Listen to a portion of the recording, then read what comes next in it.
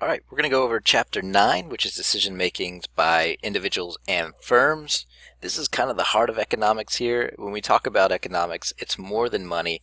It's about the decision-making process that people have in their everyday lives. And that's kind of what creates our economy in the first place. So what we'll try to go over, I may not get to all of it, but I want to get to it just enough for you to understand this chapter. What we're going to go over here is why good decision-making begins with accurately defining costs and benefits. We're going to look at a cost and benefit analysis chart, I think. The importance of implicit as well as explicit costs, so the things that aren't things that are implied and things that are not implied. In decision making, the difference between accounting profit and economic profit, and why economic profit is the correct basis for decisions. Not accounting profit, but what you lose by doing something else. Why there are three different types of economic decisions: either or decisions, how much decisions, and decisions involving sunk costs, and the principles of decision making that correspond to each type of economic decision, and why people sometimes behave irrationally in predictable ways, because we know we're human beings. So first off, we're going to look at cost, benefits, and profits. All right, our decisions depend on comparing costs to benefits. Every time you go to the grocery store, you're looking at the price of something. You're deciding if that price is worth it. Is the benefit from buying this item worth the price that I have to pay, or the cost that I have to endure, right? For example, they give you here having children. I have a 3-year-old and we have a baby on the way, and the decision about whether or when and how many children are basically a cost-benefit decision. You decide if it's worth the time, or if the benefit is worth the cost that you endure. The heartache, the pain, the laughs, the fun, all of those kind of things. Is that what we're going to be in for? So the first thing we want to look at after in our decision-making process are things like explicit costs and implicit costs. All right, explicit costs are the ones that are explained right there in front of you. It requires, your book will tell you, it requires an outlay of money, which is the cost, the price of something. That's what we see in front of us. All right, it costs us $200 for this book, right? Well, an implicit cost does not require an outlay of money, which means we're not talking about the price of an object. We're talking about the value in dollar terms of the benefits that you forego. All right, the things that you don't have by spending that $200 on books. Rather, so if I spent $200 on books, I can't buy something else for $200. So all of the foregone benefits of using that $200 elsewhere, that could be 2 to 3 months worth of gas in your car. That could be $200 could be anything else other than that book, and we have to decide if that book is worth that $200, right? So the implied costs, the ones that we don't know about, that are not totally explained, right in front of us, right? Wages foregone because of being a full-time student rather than working right out of high school. So there's a couple of things that are measured in that way. So we have accounting profits, which is revenue minus the explicit cost. So revenue, how much you made, minus the cost of the item in which you bought, or the cost of the stuff to produce it, right? So we'll look at how much money we make by producing something, and then we subtract all the costs. But then there's economic profit, which is the revenue minus explicit cost, so what we get at the accounting profit, minus the costs that are implied. So economic profit equals revenue minus the opportunity cost of all resources used, and is usually less than accounting profit, shows a more complete picture of costs, and helps businesses and individuals make better informed decisions. So it's basically, let me go back here.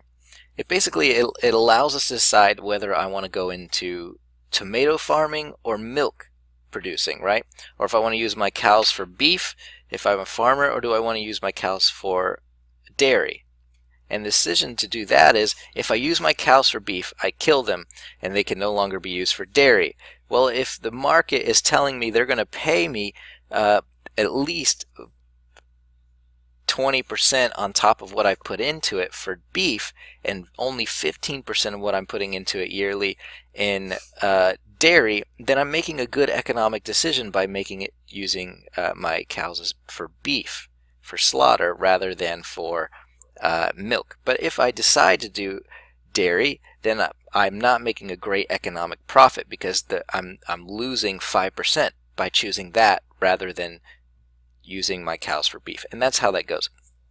But as I enter into the market for dairy, and I'm not entering into the market for beef, what will happen is there will be a higher demand for whichever one that I'm not in, and increasing the economic profit for that, or there will be a lower supply of whichever one I'm not in, which will increase technically the economic profit for that item.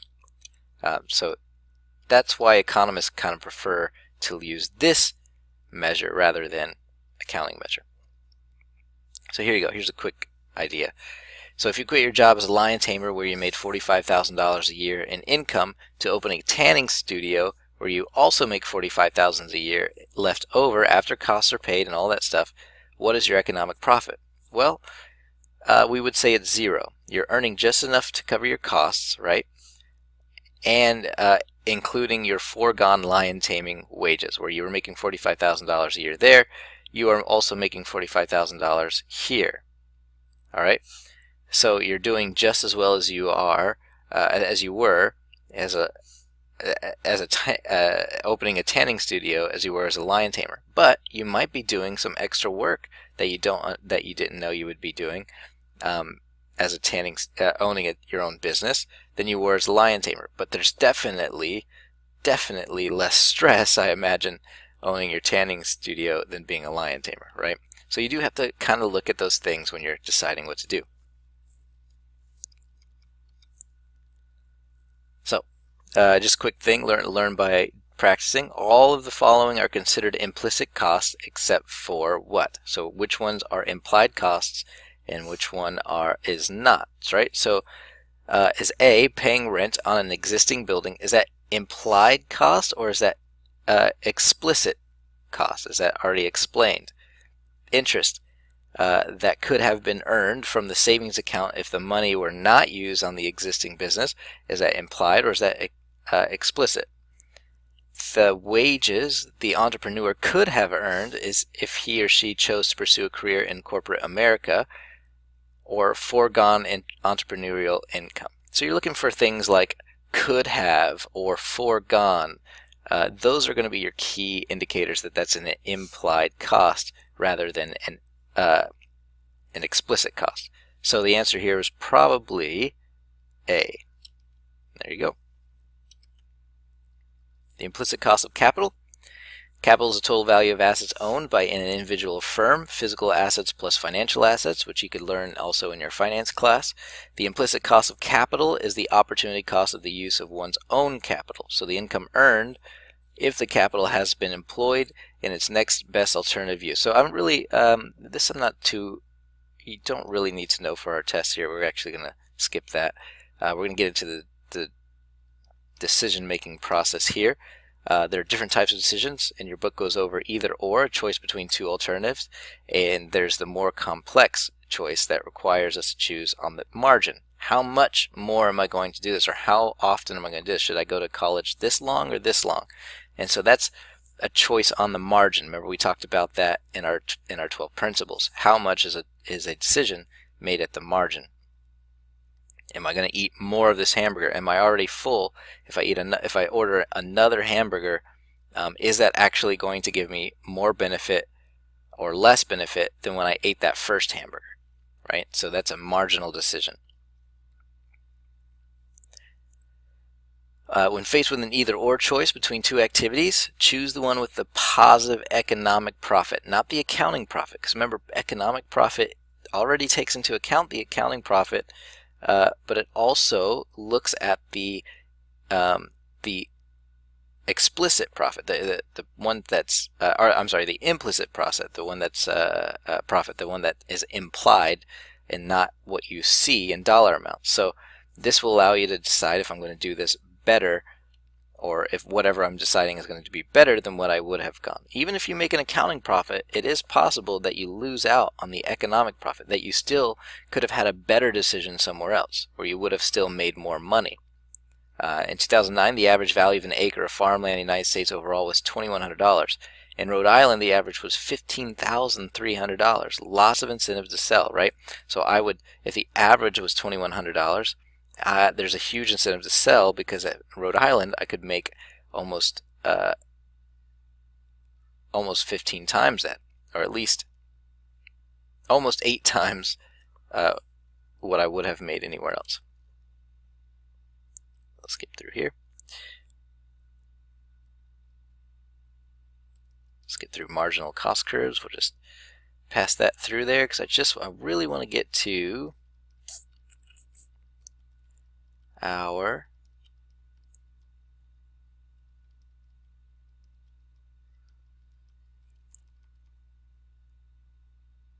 okay, here we go. I want to get to sunk costs and irrational decision making. So sunk costs are costs that has already been incurred and is not recoverable. So for example, if I were to buy a building, the sunk costs in those buildings that I know are going to happen is the energy to do that, the rent, all those things that I know that it's going to be incurred in order for me to operate. Like that's a sunk cost. I can't change it, right?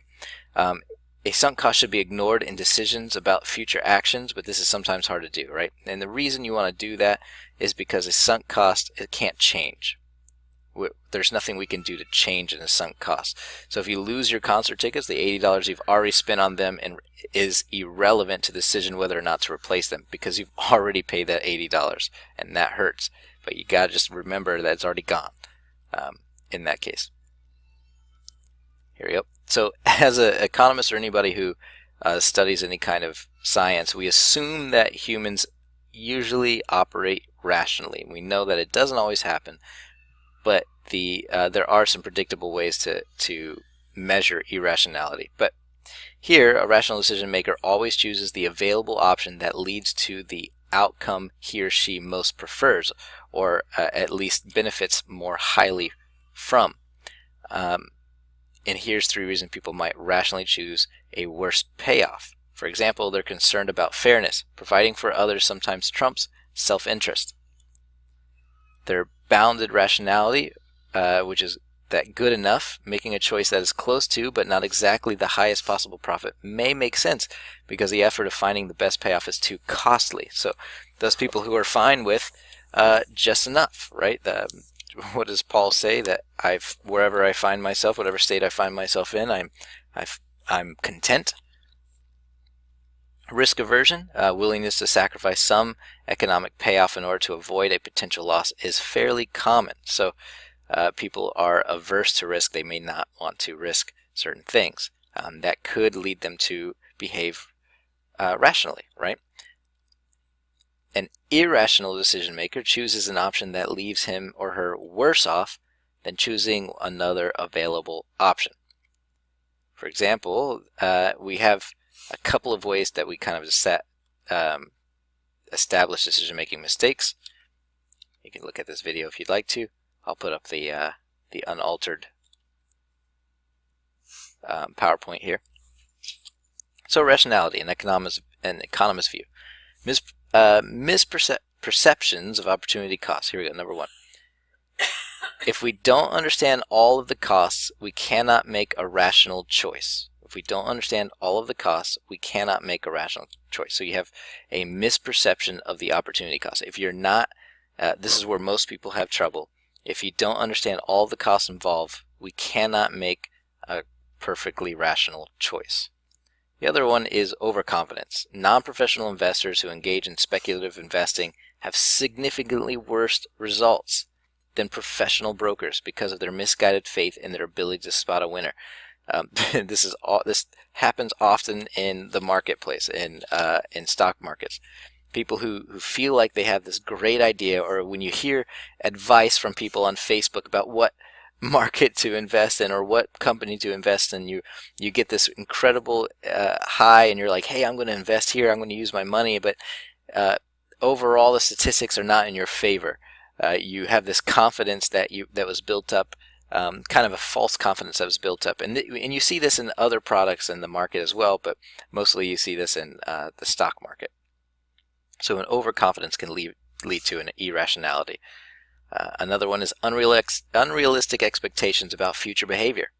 So most of us are overly optimistic about our future behavior and level of discipline. We're always, you want to be optimistic about your future, and that's fine, but it's better to not be unrealistic with it. So being unrealistic with our expectations could lead to some irrational behavior. Thinking and believing that you are going to have a better off future by doing the same thing that you're doing could lead to a less of a better future, or may make you miss the blessings that are incurred later in the future. So if you think you're doing well now, and you think that you can put the same effort into your future and get a better result, you may be losing out.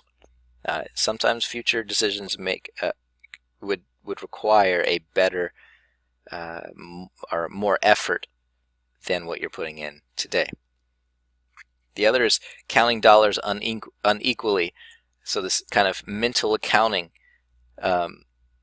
the habit of mentally assigning dollars to different accounts so that some dollars are worth more than others, spending more with credit cards than cash. So you feel as if there's a reason why Dave Ramsey says cash is king, and why there's an emotional attachment when you pay something with cash, because you have this, when cash exchanges hands, you have this emotional connection. It's easier to pay with a card or credit card because you don't have this emotional connection with a card. If you pay something for $1,000 with your credit card, it still feels as if you paid. It looks like, rather, not feels, but it looks like that as if you paid something that when you buy. Let's say you bought that $1.50 Coke with the same credit card yesterday, and then you buy this $1,000 product today with the same credit card. There's no difference in what you're handing somebody. And so this could lead to an irrationality of thought. And then we have loss aversion, people who are afraid to take risks, an oversensitivity to loss that leads to unwillingness to recognize a loss and move on. This can lead to irrational behavior as well. I don't know where they got this picture from. But if you decide to, if you're thinking about going into business, but you're afraid of the risk of loss, you may hesitate to go into that business, and that, or even change from one business to another when you foresee a better economic decision. When the 2007 market crash happened, people were afraid to move or lose their homes or any of that kind of stuff because the value of their home dipped, and they were afraid to move. They couldn't move, or something happened, and so people, what they did was they buckled down in the houses that they had, and rather than building new houses or moving or buying houses, they ended up just renovating their home that they're in. And so actually Home Depot did fairly well in the recession because of people renovating and staying in their homes. The other is the status quo bias, the tendency to avoid making a decision altogether. This is a really cool thing. When you're in the car and you're with your, so fellas, when you're in the car with your girlfriend, you ask them, hey, where do you want to go to eat? And they always give you that, oh, I don't care. And then you make a decision, and then all of a sudden they say, what? Oh, I don't want to eat there, right? That's the status quo bias in a way. This inability, there's tendency to avoid making a decision because you're afraid to hurt the other person's feelings or to go somewhere you don't like. So here's a cool example what they used when they're talking about opting into organ donation. In Austria, almost 100% choose voluntary organ donation when they go to get their license, right? And in neighboring and culturally similar Germany is only 12% of the people. Sweden has an 86% people choose voluntary organ donation, and Denmark only has 4%, and these countries are culturally similar and within the same vicinity. The common thread is this: in Sweden and Austria, the form contains an opt-out box, which means if you don't make a decision, you're automatically enrolled in voluntary organ donation. But in Germany and Denmark, you must check a box in order for it to be enrolled in that program, which means that you had to make a decision, and people are generally have a bias for making decisions altogether. If they can't figure it out right away, they just go on by not making a decision, and that's another version of irrationality. So I hope you learned something from this, and hopefully that'll help you with doing the problems. And I hope that you guys are richly blessed by God and have a great year. Thank you.